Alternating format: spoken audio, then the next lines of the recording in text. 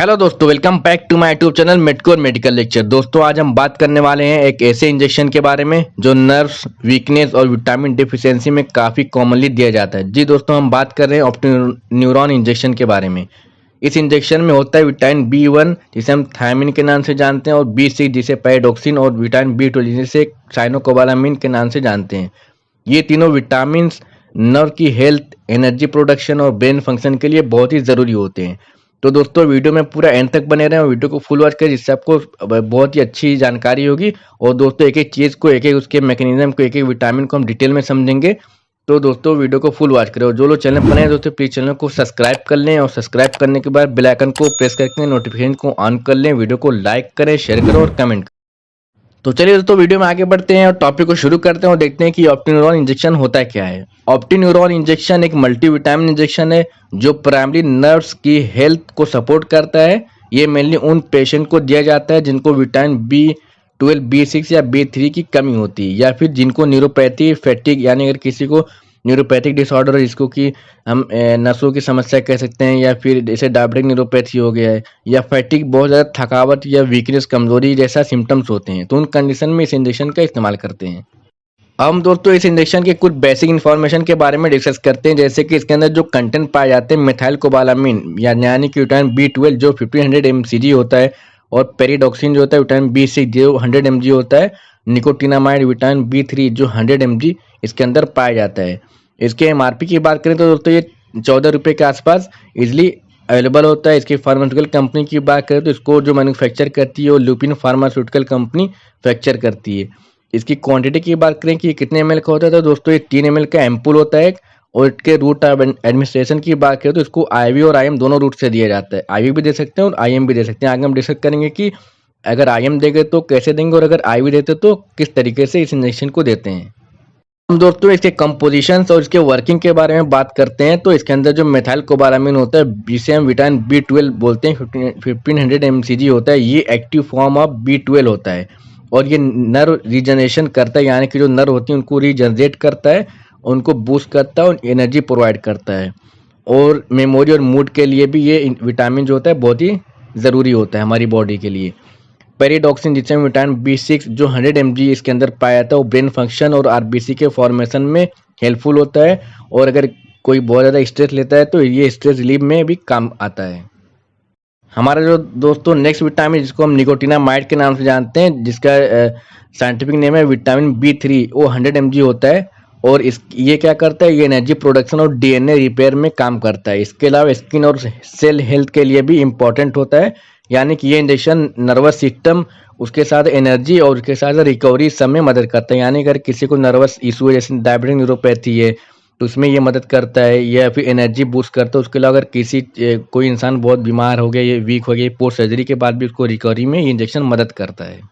अब हम दोस्तों इसके मैकेनिज्म ऑफ एक्शन के बारे में बात करते हैं। जब बॉडी में विटामिन B12 या B6 की कमी होती है, तो जो हमारी नर्व सिग्नल्स होते हैं वो स्लो हो जाते हैं। यानी कि अगर हमारी बॉडी में विटामिन B12 और B6 की कमी होगी, तो जो हमारे नर्व के जो फंक्शन होते हैं बहुत ही स्लो काम करते हैं। तो हम वो स्लो काम करेंगे तो हमें बॉडी में वीकनेस, फैटिग और बहुत ही ज़्यादा थकावट का एहसास होगा, और बॉडी में पेन का भी एहसास होता है। और मिथाइल कोबालामिन नर्व को रिपेयर करते हैं और एक्सॉन को स्ट्रॉन्ग बनाते हैं, यानी जो न्यूरॉन के पार्ट्स होते हैं एक्सॉन, उनको क्या स्ट्रॉन्ग बनाते हैं। B6 क्या करते हैं, न्यूरोट्रांसमीटर बनाता है, यानी कि एक एनर्जी को एक जगह से दूसरी जगह न्यूरोट्रांसमीटर का काम करता है, जिससे मूड, स्लीप, पेन कंट्रोल में मदद करता है। B3 एनर्जी साइकिल में ATPA बनाने में मदद करता है। उसके साथ साथ इसकी इम्पोर्टेंट जो बात है, यानी कि ऑप्टिन्यूरॉन इंजेक्शन डायरेक्टली नर्व्स और ब्रेन पे काम करता है। ओवरऑल देखा है तो ये विटामिन B12 जो होता है हमारी बॉडी में, हमारे ब्रेन पर और हमारी नर्व्स पे अच्छा काम करता है, और उनको अच्छे से उनके फंक्शन को बढ़ाता है। हम दोस्तों बात करते हैं इसी विटामिन की इंडिकेशंस के बारे में कि ये किन किन जगहों पे इस इंजेक्शन के इस्तेमाल किए जाते हैं। तो जैसे कि विटामिन B12 डिफिशियंसी अगर किसी को हुई है, उसके अलावा डायबिटिक न्यूरोपैथी यानी कि शुगर वाले पेशेंट को देते हैं। अल्कोहलिक न्यूरोपैथी यानी कि ज़्यादा शराब से नर्व अगर किसी की डैमेज हो गई है, तो उस कंडीशन में इस इंजेक्शन का इस्तेमाल करते हैं। पेरिफेरल न्यूरोपैथी अगर किसी को, यानी कि बर्निंग फीट, टिंगलिंग या नमनेस अगर किसी को है। उसके अलावा वीकनेस और फैटिग अगर किसी को होता है। मसल क्रैम्प्स और बॉडी पेन की अगर किसी को समस्या होती है, प्रॉब्लम होती है, तो उस कंडीशन में इस इंजेक्शन का इस्तेमाल करते हैं। और पोस्ट सर्जरी के बाद रिकवरी के लिए, पेशेंट की जल्द से जल्द रिकवरी के लिए भी इस इंजेक्शन का, ऐसे मल्टीविटामिन ऐसे सप्लीमेंट इस इंजेक्शन का इस्तेमाल करते हैं। और कुछ टाइम में अगर एनीमिया के केसेस में और दूसरे इंजेक्शन के साथ इसका भी इस्तेमाल करते हैं। अब हम दोस्तों बात करते हैं इसके डोजेज और रूट ऑफ एडमिनिस्ट्रेशन के बारे में कि इसके डोजेस क्या होंगे, हम कितना दिन तक कैसे दे सकते हैं, उसके रूट एडमिनिस्ट्रेशन की हम किस रूट से इस इंजेक्शन को दे सकते हैं। तो इस इंजेक्शन को इस फॉर्म में इंट्रामस्कुलर भी दे सकते हैं या कभी कभी इंट्रावेनस यानी कि आईवी फॉर्म में भी दे सकते हैं। उसके टिपिकल डोजेज के बारे में बात करें तो ये इंजेक्शन हर 2-3 दिन में दें अकॉर्डिंग टू कंडीशन और अकॉर्डिंग टू रिक्वायरमेंट। टोटल 5 से 10 इंजेक्शन का कोर्स होता है। अगर बहुत ज़्यादा डेफिशिएंसी है तो डॉक्टर पेशेंट की कंडीशन के हिसाब से डोज डिसाइड करते हैं। उसके अलावा ब्लड टेस्ट अगर करते हैं जैसे कि serum vitamin B12 level check करवाना ज़रूरी होता है इस इंजेक्शन को देने से पहले। अब हम दोस्तों बात करते हैं इसके रूट ऑफ एडमिनिस्ट्रेशन के बारे में कि इसको किस रूट से देना चाहिए। तो अगर हम ये इंजेक्शन आईवी रूट से देते हैं यानी इंट्रावेनस रूट से देते हैं तो इसे हम प्रीफर करेंगे कि NS जो 100 ml की बॉटल होती है उसके अंदर हम डिज़ोल्व करके उसके अंदर 30 से 40 मिनट के अंदर स्लोली जाने देंगे IV सेट के थ्रू। अगर हम IM रूट से देते हैं इंट्रामस्कुलर तो हम मोस्टली ग्लूटियल मसल या फिर डेल्टॉइड मसल में दिया जाता है। तो ये दोस्तों होगी इसके रूट ऑफ एडमिनिस्ट्रेशन के बारे में। अब दोस्तों हम बात करते हैं इस इंजेक्शन के देने के बाद कुछ माइल्ड और रेयर साइड इफेक्ट देखने को मिल सकते हैं। पहले हम डिस्कस करेंगे माइल्ड, जो कि बहुत ही माइल्ड होते हैं, जैसे कि पेन एट इंजेक्शन है, जहाँ पे इंजेक्शन अगर इंट्रामस्कुलर दिया गया तो वहाँ पे अगर देंगे तो वहाँ पे पेन हो सकता है उस साइड पे, रेडनेस और स्वेलिंग भी आ सकती है, नोजिया और हेडेक भी बहुत ही रेयर देखने को मिलता है। ऐसी सिम्टम साइड इफेक्ट देखने को मिल सकते हैं। उसके अलावा जो रेयर होते हैं एलर्जी जैसे कि बॉडी में रैशेस या इचिंग देखने को मिल सकती है। बहुत ही रेयर केस में बेसलेसनेस हो सकती है जिसमें इमरजेंसी में डॉक्टर से तुरंत कंसल्ट करें। अब दोस्तों इसके कुछ कॉन्ट्रा इंडिकेशंस के बारे में बात करते हैं। अगर किसी को विटामिन B12 से एलर्जी है तो उस कंडीशन में इस इंजेक्शन को अवॉइड करेंगे। सीवियर लीवर या किडनी डिजीज में इस कॉशन के साथ यानी कि बड़ी सावधानी के साथ इस्तेमाल करेंगे। डॉक्टर उसको अपनी गाइडेंस में सजेस्ट करेगा और उसमें गाइडेंस में लेकर इस इंजेक्शन को देगा। प्रेगनेंसी या ब्रेस्ट फीडिंग में डॉक्टर की एडवाइस मैंडेटरी है, यानी कि अगर कोई लेडी जो प्रेग्नेंट हो या फिर ब्रेस्ट फीडिंग मदर हो तो डॉक्टर की एडवाइस के बिना इस इंजेक्शन को नहीं देते। हम दोस्तों कुछ मिथ और जो रियलिटी उनके बारे में डिस्कस करेंगे, यानी कुछ गलत फहमियाँ हैं हम उनके बारे में डिस्कस करेंगे।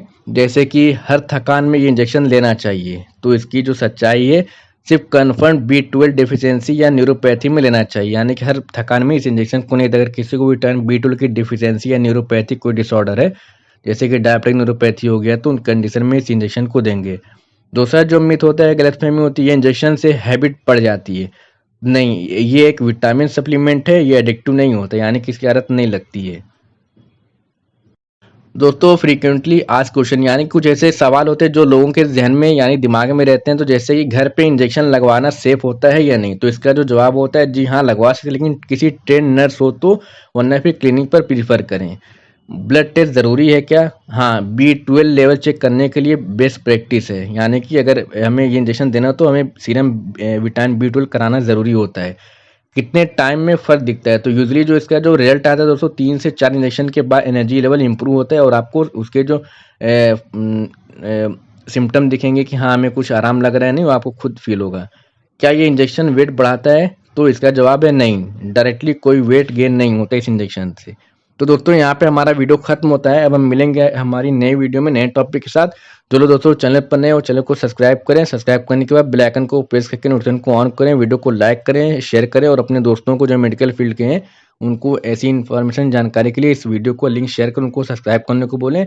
तो दोस्तों यहाँ पे हमने अच्छे से डिस्कस किया कि ये ऑप्टिनोरॉन इंजेक्शन होता है, उसकी पूरी मैकेनिज्म के बारे में जाने हैं, पूरे डिटेल के बारे में। उम्मीद करता हूँ आपके अंदर कोई सवाल होगा तो कमेंट बॉक्स में करके पूछ सकते हैं।